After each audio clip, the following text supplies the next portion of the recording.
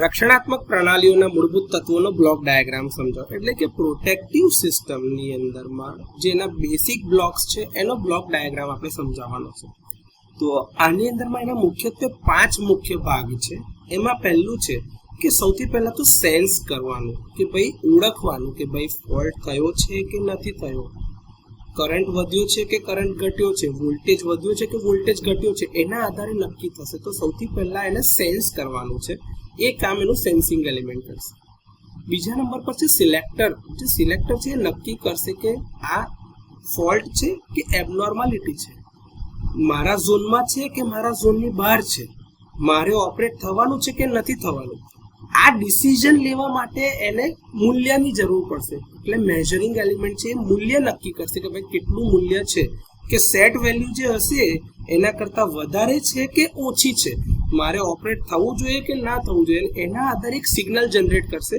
જે સિગ્નલ આગળ આપવામાં આવશે એમ્પ્લીફાયરને, અને એ એમ્પ્લીફાયર એ જે આપણું સર્કિટ બ્રેકર હશે એટલે કે જે એક્ચ્યુએટર હશે એને જોઈતું સિગ્નલના ગેઇન જેટલું એને મોડિફાય અથવા તો એમ્પ્લીફાય કરીને સિગ્નલ આપશે.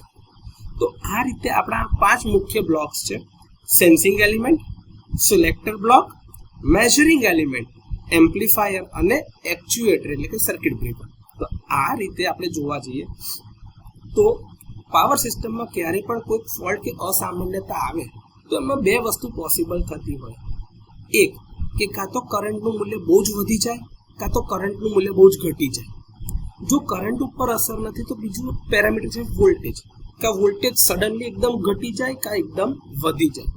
આ બધી જ વસ્તુ શું બતાવે છે કે કાં તો પાવર સિસ્ટમ જે એની નોર્મલ કન્ડિશનમાં ચાલતી હતી એના કરતાં કંઈક અલગ વ્યવહાર કરી રહી છે. એટલે કે કાં તો શોર્ટ સર્કિટ થયો છે કાં તો ઓપન સર્કિટ. હવે શોર્ટ સર્કિટ થાય તો કરંટ એકદમ વધી જશે ને વોલ્ટેજ 0 થઈ જશે.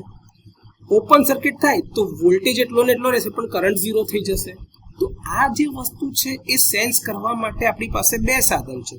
એક છે કરંટ ટ્રાન્સફોર્મર અને બીજું છે પોટેન્શિયલ ટ્રાન્સફોર્મર. આ બંનેને પાવર સિસ્ટમના આંખ અને કાન તરીકે જોવામાં આવે છે, કારણ કે આ બંનેનું ઇમ્પોર્ટન્સ બહુ છે. હવે આ બંનેના જે સિગ્નલ આવે છે એ આપણે સમેશન ટ્રાન્સફોર્મરને આપીએ છીએ, જ્યાં લોજિક બનશે કે એ શું નક્કી કરશે કે પહેલા તો એ કે ફોલ્ટ છે કે અસામાન્યતા, એટલે કે ઓવરલોડિંગ છે કાં તો પછી ટેમ્પરરી વોલ્ટેજ ઇમ્બેલેન્સ છે, કરંટ ઇમ્બેલેન્સ છે. એ હોય તો એ એબનોર્માલિટી છે, એમાં રિલેનો ઓપરેટ થવાની જરૂર નથી. પણ જો ફોલ્ટ છે કે ભાઈ કરંટનું મૂલ્ય એકદમ ડ્રાસ્ટિકલી ઘટી રહ્યું છે, કાં તો એકદમ વધી રહ્યું છે, કાં તો એક એવી પોઝિશન પર પહોંચી ગઈ છે કે જ્યાં આગળ સાધન સચવાશે નહીં, તો એક પરિસ્થિતિ છે ફોલ્ટ. પછી હવે એ જોવાનું કે ભાઈ ફોલ્ટ મારા ઝોનમાં છે કે મારા ઝોનની બહાર છે.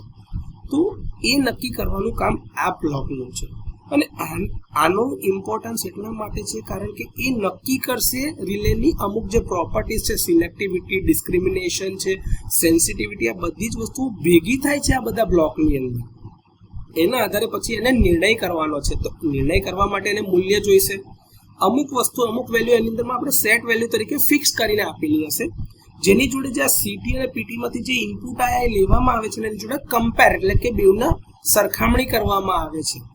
એ સરખામણીના આધારે નક્કી થાય છે કે ભાઈ સિગ્નલ જે સીટી પીટીમાંથી આવ્યું છે એ સેટ વેલ્યુ કરતાં વધારે છે તો મારે ઓપરેટ થવાનું છે, અથવા તો એના કરતાં ઓછું છે, જો ઇમ્પિડન્સ માપતું હોય તો ઓછું છે તો મારે ઓપરેટ થવાનું છે.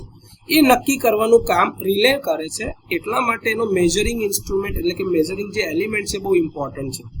હવે એવું થયા પછીથી એક સિગ્નલ જનરેટ કરે છે જે આપણે એમ્પ્લીફાયરને આપીએ છીએ, અને એમ્પ્લીફાયર એ સિગ્નલને સર્કિટ બ્રેકરના જોઈતા મૂલ્ય પ્રમાણમાં મેગ્નિફાય એટલે કે મોટું કરી આપે છે. અને સિગ્નલ આપણે સર્કિટ બ્રેકરને આપીએ છીએ. સર્કિટ બ્રેકર આ સિગ્નલનો ઉપયોગ કરીને એની ટ્રીપ કોઇલ એનર્જાઇઝ કરીને ટ્રીપ કોઇલ એનર્જાઇઝ થાય એટલે સર્કિટ બ્રેકરનો કોન્ટેક્ટ છૂટે છે, એટલે ઓપન થઈ જાય. તો આના લીધે ફોલ્ટી પાર્ટ અને હેલ્ધી પાર્ટ એકબીજાથી અલગ થઈ ગયા, જેના લીધે હેલ્ધી સિસ્ટમ રહી શકે અને ફોલ્ટી સિસ્ટમથી નુકસાન ઓછું થાય. તો આ રીતે પ્રોટેક્ટિવ સિસ્ટમમાં એના મૂળભૂત જે બ્લોક્સ છે એનો બ્લોક ડાયાગ્રામ જો પરીક્ષામાં પૂછવામાં આવે તો આરામથી સમજાવી શકાશે.